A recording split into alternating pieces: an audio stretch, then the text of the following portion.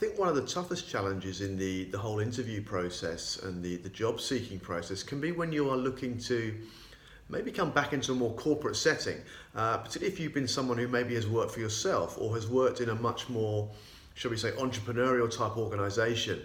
When you are looking to perhaps make that transition back into what we might label as a sort of more mainstream, more conventional company and setup, there can be a degree of uncertainty from the company's point of view around what your motivations are and whether you really are someone who's going to fit back into this more kind of conventional corporate world. And sometimes as candidates, it's very important to be alive to this possibility and this possible way that you are being assessed without you even necessarily realizing that they're thinking of you that way.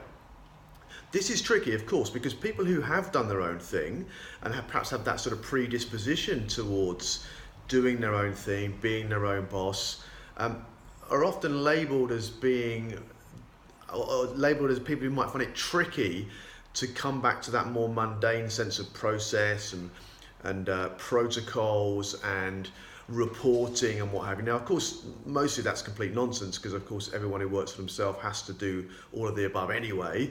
But there can be this idea around that, and so it's really important as a candidate for you to think about, how do I reassure the interviewer that I am someone who will be able to fit back into that, should we say, more codified and more stratified sort of job situation.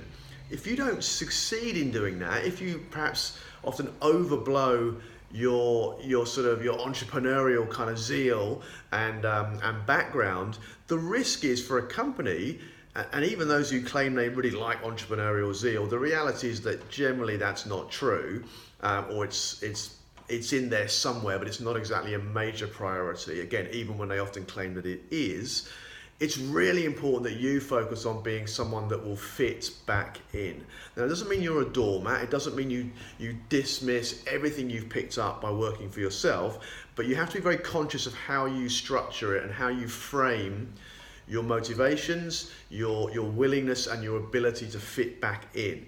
If you can do that, there's no question that you can bring some attributes with you or some understandings and experiences that you're right. Most people who have never worked for themselves may not have some of those. So you definitely can come back in with some good stuff, but it's important that you're mindful that you've got to be seen as someone that will fit first and foremost. So really focus on how you're going to reassure and make them feel very, very comfortable, which is a boring sort of word to use, but being comfortable when you are potentially hiring someone is really, really important.